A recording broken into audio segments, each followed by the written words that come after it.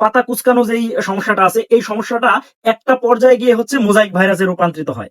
আমি কৃষক মানুষ, আমার কথায় ভুল ত্রুটি হতে পারে, তো ভুল ত্রুটি নিয়ে কমেন্টস করবেন, আমি ওইগুলা কারেকশন করতে চেষ্টা করব। আসসালামু আলাইকুম রহমতুল্লাহ।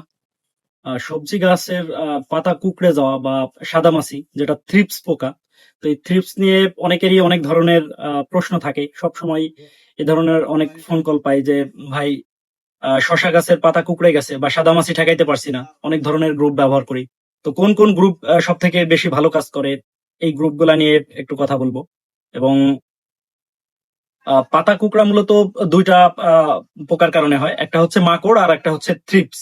এই দুইটার কারণে হয়। তো সাধারণত মাকড় নাশক হিসাবে বাংলাদেশে অনেকগুলো কোম্পানি আছে।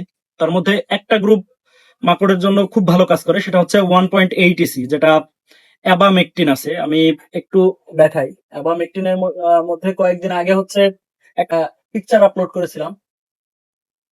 এটা হচ্ছে সুরভি কোম্পানির একটা প্রোডাক্ট, এটার নাম হচ্ছে ইপ্রোটিন, আর এটা হচ্ছে সিনজেন্টার একটা প্রোডাক্ট, নাম হচ্ছে ভার্টিমেক। তো দুইটাই হচ্ছে 1.8 EC, এবং দুইটাই চায়না থেকে আমদানি। তবে চায়না অনেকগুলো কোম্পানি থাকে, এক একটা কোম্পানি থেকে এক একজন এটাকে আমদানি করে। তো এই দুইটা হচ্ছে মাকড়ের জন্য খুব ভালো সলিউশন। মানে মাকড়ের জন্য যদি আমরা কোনো গ্রুপ ব্যবহার করি, তাহলে এই 1.8 EC মিশাই। তবে 1.8 এর সঙ্গে যদি একটু 80 সালফার মিশাইতে পারেন, তাহলে আরো খুব ভালো কাজ করে। কারণ এই বিষয়টা আমরা অনেকেই জানি না যে 80 সালফারও কিন্তু মাকড় নাশক, এটা আমরা অনেকেই জানি না। তবে মাটিতে অবশ্যই 80 সালফার দিয়ে রাখতে চেষ্টা করব, কারণ মাকড়ের ব্যাপারে একটা প্রোটেক্টিভ গাছে হয়ে থাকে। বা যেটা নিয়ে কথা বলতেছিলাম যে থ্রিপস, এই থ্রিপস নিয়ে কথা বলবো। তো বিভিন্ন সময় যখন আমরা একটা গ্রুপ বারবার করে ব্যবহার করি, এটা দেখা যায় কি যে রেজাল্ট ফল্ট করে। তখন আমরা চেষ্টা করব একটা গ্রুপ যদি আগে ব্যবহার করি, পরের বার হচ্ছে গিয়ে অন্য একটা ভিন্ন গ্রুপ দিতে চেষ্টা করব, এতে করে খুব ভালো কাজ করে। আচ্ছা, থ্রিপস এর জন্য যতগুলো গ্রুপ আছে, মোটামুটি সবগুলোই হচ্ছে সিস্টেমেটিক ভাবে কাজ করে। তো আমার হাতে আছে হচ্ছে ইমিটাফ। এই প্রোডাক্টটা চোষক পোকার বিরুদ্ধে খুব ভালো কাজ করে। তো মরিচের জন্য ব্যবহার হয়। এই সাদামাছি বা শোষক পোকার বিরুদ্ধে খুব ভালো কাজ করে।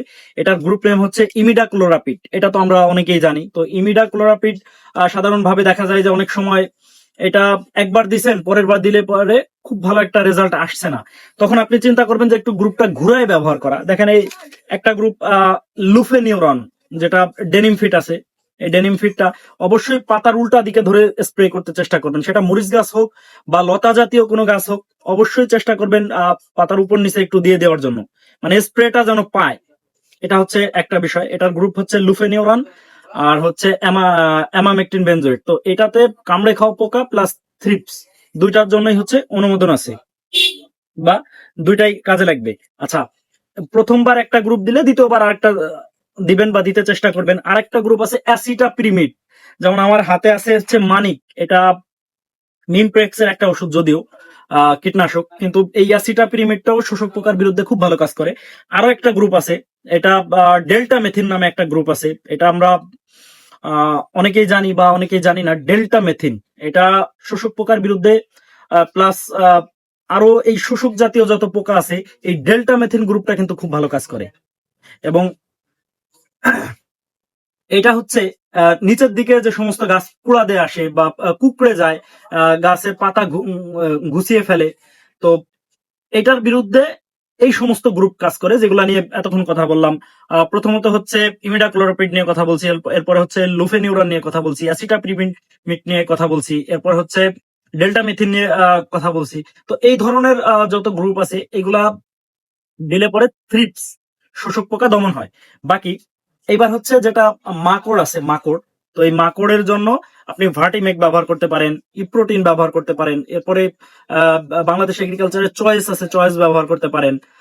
তারপরে স্কোয়ারের আছে হচ্ছে টক্সিমাইট, স্কোয়ারের আছে টক্সিমাইট। তো যেটা যেই কোম্পানির হোক, ডাজেন্ট ম্যাটার, এখানে কোনো ব্যাপার না। আপনি দেখবেন যে এটার গ্রুপ কি। এটার গ্রুপ নেম হচ্ছে অ্যাবামেকটিন। এই যে এখানে দেওয়া আছে অ্যাবামেকটিন 1.8 EC। এই একটা গ্রুপই মাকড়ের বিরুদ্ধে, মানে লাল মাকড় যেটা, লাল মাকড়ের বিরুদ্ধে খুব ভালো কাজ করে। আর এই লাল মাকড়টা আমরা অনেক সময় খালি চোখে দেখতে পারি না, খালি চোখে দেখাটা খুব মুশকিল। এটা দেখা যায় যে লাল মাকড় হলে পরে পাতা কুকড়ে যায়, ঘুষে যায়, পাতা হলুদ হয়ে যায়। আর যে সমস্ত গাছের পাতা একবার কুকড়ে যায় বা ঘুষায় যায়, ওই গাছের ফলন আর স্বাভাবিক কোনো ফলন থাকে না, ফলন নষ্ট হয়ে যায়। এজন্য আমরা চেষ্টা করব যে স্প্রে গুলা, আপনি একটা গাছের লক্ষণ দেখছেন, আপনি স্প্রে দিয়ে দেন। না হলে এই পাতা কুচকানো যেই সমস্যাটা আছে, এই সমস্যাটা একটা পর্যায়ে গিয়ে হচ্ছে মোজাইক ভাইরাসে রূপান্তরিত হয়। আর যখন কোনো জমিতে মোজাইক ভাইরাস নামে এই মারাত্মক ভাইরাসটা যখন আক্রমণ করে, তখন ওই জমিতে আর ফলন আশা করা সম্ভব হয় না, বা পুরা জমিটা নষ্ট হয়ে যায়। এজন্য আমরা চেষ্টা করব যে গাছের লক্ষণ দেখে স্প্রে দাও। অনেকেই স্প্রে শিডিউল চান, যে এটার পর কোনটা ব্যবহার করব, কোনটার পর কোনটা ব্যবহার করব, এইগুলা না। আপনি গাছের কন্ডিশন বুঝবেন এবং কন্ডিশন অনুযায়ী স্প্রে করবেন, এতে বেশি ভালো।